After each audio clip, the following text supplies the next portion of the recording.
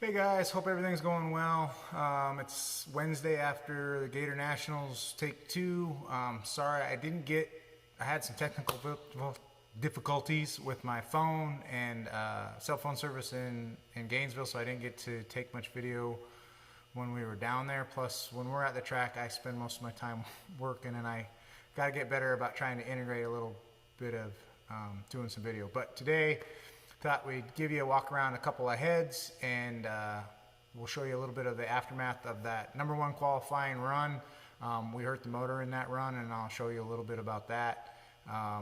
We're going to leave tomorrow afternoon for St. Louis. We're pretty close to St. Louis, so got another short block put together, mostly. So we'll see you. Okay guys, this was the block that was in the car for our second qualifying pass in Gainesville, where we went to number one qualifier. Although it made a quick pass, it was not necessarily super happy about it. So in the number 8 cylinder, I'll show you here, she got a little ugly, and we broke a piston. A lot of that damage is from the wrist pin floating around in there. There's a big trench down there. But all in all, not a lot of damage to the block itself. There's a little bit in the cam tunnel that they'll have to clear up, and then they'll have to cut that sleeve out for us and fix the register and put another sleeve in it, and that block will be ready to go again. And that's about it for a block, and let's do a little review of some heads. And alright guys, this is a cylinder head department in the trailer, and this is where Billy does all the work on the cylinder heads for the most part. Anyways, I just thought I'd give you a quick overview of one and what they look like. We use Alan Johnson Stage 7, I believe, heads. There's an intake port with the intake valves in it. Not little. Here's my hand.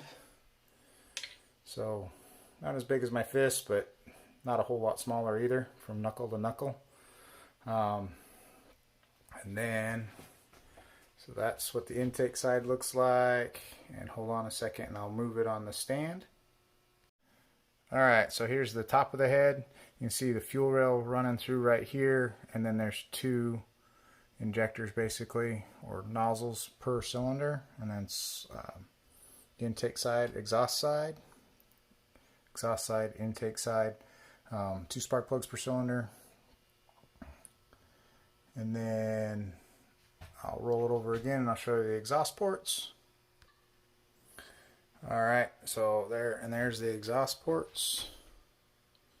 If I can see that very good or not. Try to shine a light.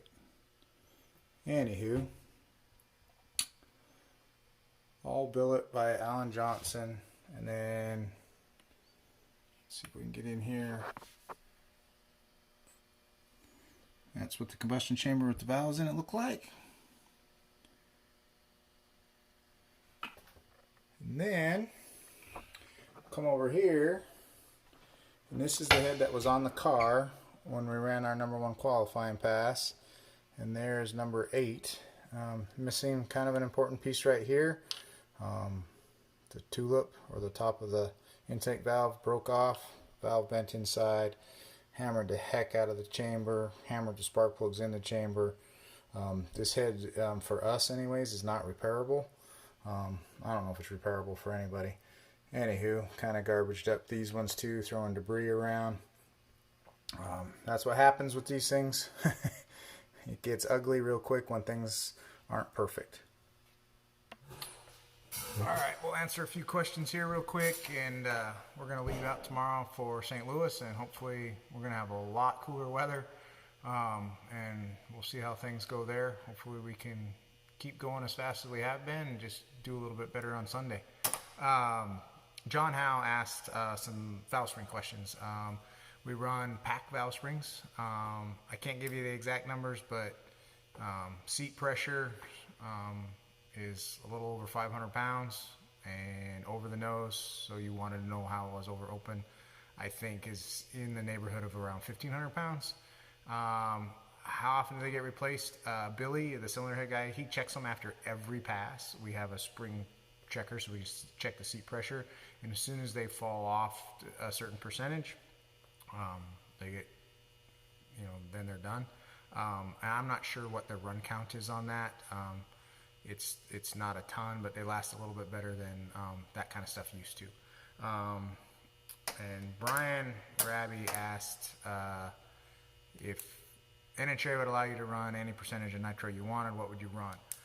That would be a question for Mike Klober, the crew chief, but I have a feeling that if you'd allow guys to run 100%, they'd try to run 100% and see if they could. Just because. I think we're at 90% now. We run 88, 89%. We're allowed to run 90. So I think if you allowed us to run 100, we'd give it a go. Anyways, hopefully we can get some cooler information. Keep sending questions. The more questions, the more stuff I can video. I got ideas for stuff like that. If you like what we're doing, like and subscribe. I'd appreciate it. And yeah, I'll try to get some video. We'll see what happens in St. Louis this weekend. Talk to y'all soon. Thanks.